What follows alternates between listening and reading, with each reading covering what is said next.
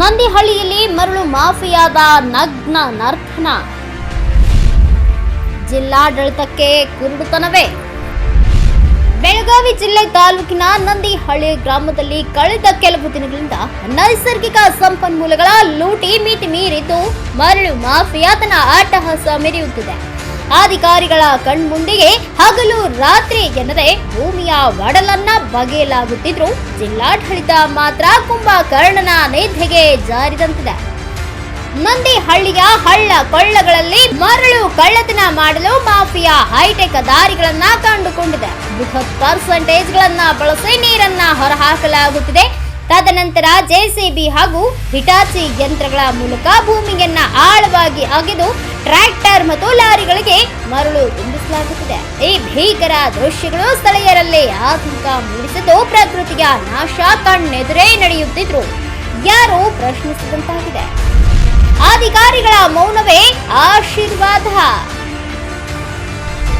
ಇಷ್ಟೆಲ್ಲ ಬಹಿರಂಗವಾಗಿ ನಡೆಯುತ್ತಿದ್ರು ಗಣಿ ಮತ್ತು ಭೂ ವಿಜ್ಞಾನ ಇಲಾಖೆ ಆಗಲಿ ಅಥವಾ ಸ್ಥಳೀಯ ಪೊಲೀಸರಾಗಲಿ ಇತ್ತ ಸುಳಿದಿರುವುದು ಹಲವು ಅನುಮಾನಗಳಿಗೆ ಎಡೆ ಮಾಡಿಕೊಟ್ಟಿದೆ. ಬಡವ ತನ್ನ ಮನೆ ಕಟ್ಟಲು ಒಂದು ಚೀಲ ಮರಳು ತರಬೇಕೆಂದ್ರೆ ಕಾನೂನು ಪಾಲಿಸುವಂತೆ ತಾಕೀತು ಮಾಡುವ ಅಧಿಕಾರಿಗಳು ಸಾವಿರಾರು ಟನ್ ಮರಳು ಲೂಟಿ ಮಾಡುತ್ತಿರುವ ಮಾಫಿಯಾದವರ ಮುಂದೆ ಮೌನ ವಹಿಸಿರುವುದೇಕೆ ಎಂದು ಗ್ರಾಮಸ್ಥರು ಪ್ರಶ್ನಿಸುತ್ತಿದ್ದಾರೆ. ಈ ಅಕ್ರಮ ದಂಧೆಯ ಹಿಂದೆ ಪ್ರಭಾವಿ ರಾಜಕಾರಣಿಗಳ ಅಥವಾ ಅಧಿಕಾರಿಗಳ ಹಸ್ತವಿದೆಯೇ ಎಂಬ ಶಂಕೆ ಬಲವಾಗಿ ವ್ಯಕ್ತವಾಗುತ್ತಿದೆ.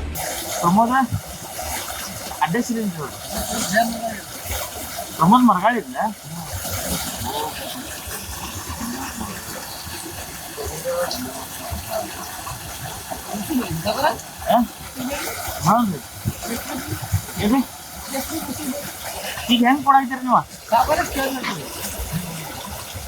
ಇದು ಒಬ್ಬರದ್ದು ಚಲೋ ಐತಿ ಮತ್ತೆ ಯಾರ್ದದ? ಅಲ್ಲೊಂದು ಚಲೋ ಐತಿ. ಯಾರ್ದ್ರಿ ಅದ?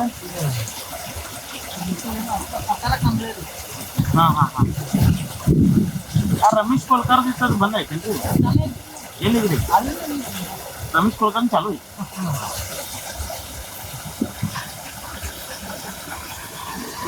ಅಧಿಕಾರಿಗಳ ಈ ನಿಗೂಢ ಮೌನವೇ ಲೂಟಿಕೋರರಿಗೆ ರಕ್ಷಾ ಕವಚವಾಗಿ ಪರಿಣಮಿಸಿದೆಯೇ ಎಂಬ ಚರ್ಚೆ ಸಾರ್ವಜನಿಕ ವಲಯದಲ್ಲಿ ಕೇಳಿಬರುತ್ತಿದೆ.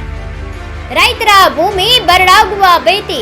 ಮರಳು ಲೂಟಿಯಿಂದಾಗಿ ಅಂತರ್ಜಲ ಮಟ್ಟ ತೀವ್ರವಾಗಿ ಕುಸಿಯುತ್ತಿದ್ದು ಮುಂದಿನ ದಿನಗಳಲ್ಲಿ ನಂದಿಹಳ್ಳಿಯ ಫಲವತ್ತಾದ ರೈತ ಭೂಮಿ ಬರಡಾಗುವ ಸಂಶಯವಿದೆ. ಪರಿಸರ ಸಮತೋಲನ ತಪ್ಪುತ್ತಿದ್ದು ಮಳೆಗಾಲದಲ್ಲಿ ಕೃತಕ ಪ್ರವಾಹ ಉಂಟಾಗುವ ಭೀತಿಯೂ ಎದುರಾಗಿದೆ.